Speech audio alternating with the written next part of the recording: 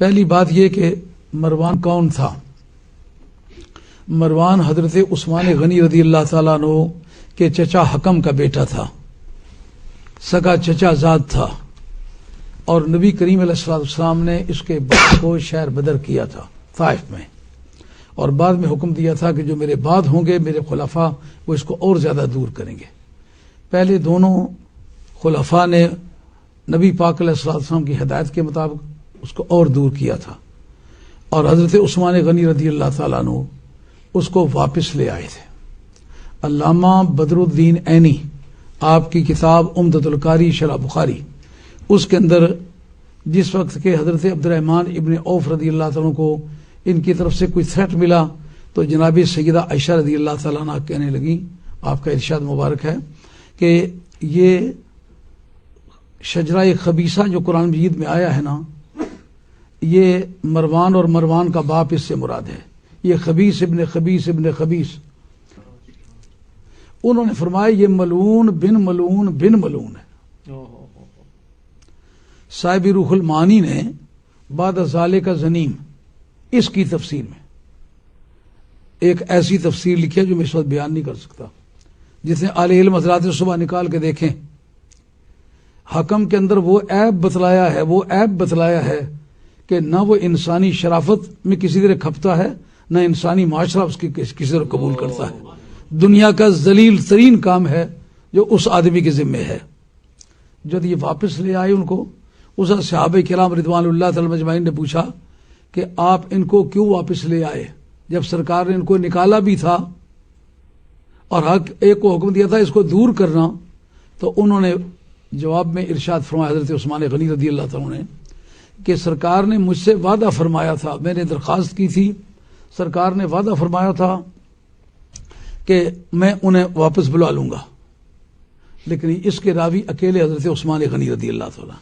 اب خلیفہ رسول ہیں، ان کے بارے میں نہ کوئی کمزور رائے ہم قائم کر سکتے ہیں نہ کوئی بری بات کر سکتے ہیں، لیکن صحابہ کرام نے اس پر بڑا جھگڑا رکھا کہ آپ کو یہ حق نہیں تھا ان کو واپس لاتے، اگر سرکار نے وعدہ کیا تھا تو سرکار کی زندگی میں دہراتے، اور اگر نہیں دہرایا تھا تو ان کے وصال کے بعد پھر آپ دو پہلے خلافتیں گزری ہیں ان کے زمانے میں کیوں نہیں دہرایا؟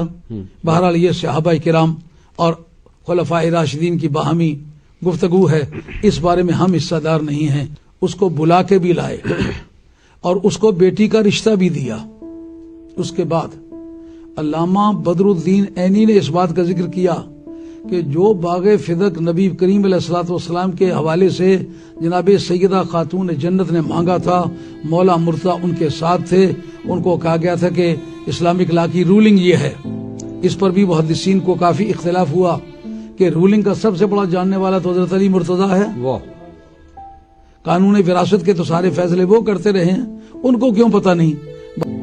حضرت عثمان غنی رضی اللہ تعالیٰ عنہ نے جب اس کو بلا کے اپنی بیٹی دی تو اس کو وہ باغ فدق بھی دیا، جو نبی کی بیٹی کو نہیں دیا جا سکا تھا وہ اس کو دیا گیا، اور افریقہ کی 4 لاکھ درہم سالانہ آمدنی جو تھی وہ بھی بغیر کسی وجہ کے اس کو دی۔ یہ 2 چیزیں اس نے عالم اسلام کی سمگل کی ہیں پہلے، یعنی ایک باغ فدق جو نبی پاک علیہ السلام کی بیٹی کو نہیں دیا گیا، اس کو دیا گیا، وہ اس کے جبر سے لیا گیا، وہ کرنا کوئی ذریعہ نہیں تھا اس کا۔ 4 لاکھ سالانہ درہم کی آمدنی جو ہے افریقہ کی وہ اس کو دی گئی، جس کا کوئی جواز نہیں تھا۔ مختصر یہ کہ مروان کے اس ستم ظریفیوں کے نتیجے میں جو مصر تھا وہ تہو بالا ہو رہا تھا۔ بالآخر وہ لوگ اکٹھے ہو کر کے آئے کہ آپ اس وقت اپنا گورنر واپس کر کے کوئی ایسا آدمی دیں جو اس خاندان سے تعلق نہ رکھتا ہو۔ اس موقع پر صحابہ کرام جو مدینہ طیبہ میں تھے، اکابر صحابہ جو سرکار دو عالم علیہ الصلوۃ والسلام کے مجلس شورا کے ممبران رہ چکے تھے اور اس خلافت کے بھی وہ ممبر تھے، اور اس قانون ساز اسمبلی کے، اور جو مجلس شورا کے وہ ممبر تھے، سارے اکٹھے ہو کر کے آئے اور کہا کسی اور آدمی کو آپ بھیجیے۔ اس وقت محمد بن ابی بکر کو تیار کر کے بھیجا گیا۔ جس وقت وہ جا رہے تھے ان کے ساتھ ٹیم بھی جا رہی تھی، وہ مصری لوگ بھی آئے ہوئے تھے، تو راستے میں انہوں نے اچانک دیکھا کہ ایک اونٹنی جا رہی ہے، اس پر ایک کالے سے رنگ کا غلام بیٹھا ہوا ہے۔ اونٹنی کو ساتھی پہچان گئے، انہوں نے جا کر گھیر لیا، کہا کون ہو، کہاں سے آئے ہو، کیا قصہ ہے؟ اس کو چاروں ناچار یہ ماننا پڑا کہ یہ اونٹنی حضرت عثمان غنی رضی اللہ عنہ کی ہے، اور میں ان کا نمائندہ ہوں، مصر میں جا رہا ہوں۔ انہوں نے کہا کوئی کتاب، کوئی رکا، کوئی چٹھی؟ انہوں نے کہا کچھ نہیں ہے۔ آخر جب انہوں نے اس کو اتار لیا، اس کے سامان کی تلاشی لی اور اس کے ایک کوزے سے ایک خط نکلا جو چمڑے کا کوزہ تھا۔ جب اس کو پھاڑا، دیکھا بیچ میں لکھا ہوا ہے کہ جو یہ آدمی پہنچتا جائے اس کی گردن اتار دو، اور تا حکم ثانی انتظار کو ہم کیا کرتے ہیں۔ جب انہوں نے یہ دیکھ لیا، ان کا اس بیچارے کو ملازم ہے، کچھ نہیں کہنا چاہیے، واپس چلنا چاہیے۔ جب واپس آئے حضرت عثمان غنی رضی اللہ عنہ کی ذات پاک سے ان کی ملاقات ہوئی تو آپ تو ایک خدا پرست انسان تھے۔ ان کا اونٹنی میری ہے، یہ مور جو لگی ہوئی یہ میری ہے، یہ خط میرا نہیں ہے۔ جب تحقیق کیا تو خط مروان کا نکلا۔ اب وہ کہنے لگے مروان کو ہمارے حوالے کریں۔ اتنے میں مروان بھاگ گیا۔ اب وہی آدمی آپ کے شہادت کا سبب بنا۔ اس کی تفصیلات کتنی بھی لمبی ہیں، مگر سبب یہ ہوا جس آدمی نے حضرت عثمان غنی رضی اللہ عنہ کا داماد بن کے، چچا زاد بن کر کے آپ کے معاملات میں اتنی خیانت کی ہے، اس کے پیچھے نماز کی کیا بحث ہے؟ مروان وہ پہلا آدمی ہے جو جناب حیدر کرار کو صبح شام تبرہ بھیجا کرتا تھا۔ اب اس کا کیا یہ سمجھوتا ہوگا؟ اور یہ بھی تو ہسٹری ہے جو پیچھے پڑنے کا ثبوت لاتے ہو۔ جھوٹی بوٹی باتیں تم نے اس لیے تلاش کی ہیں تاکہ لوگوں کو ہم پابند کریں کہ امام حسن یا امام حسین جس کی پیچھے نماز پڑھتے رہے، جو علی کو تبرہ بھیجے حسن و حسین اس کے پیچھے نماز پڑھنے والے ہیں۔ شرم کی بات ہے کہ نہیں؟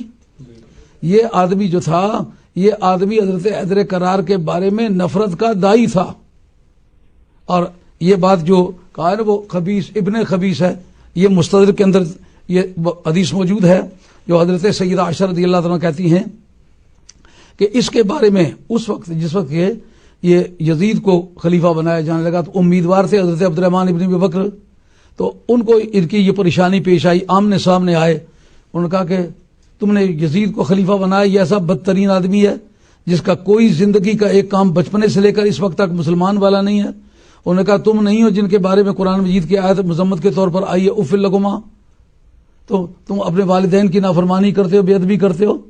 ان کا یہ میرے بارے میں نہیں آئی، غلطی پر ہو۔ انہوں نے جناب سیدہ عائشہ رضی اللہ عنہا سے جا کے ذکر کیا تو سیدہ عائشہ جواب میں کہتی ہیں یہ تمہیں کس طرح کہہ سکتا ہے کہ تمہاری مذمت میں یہ آیت آئی ہے؟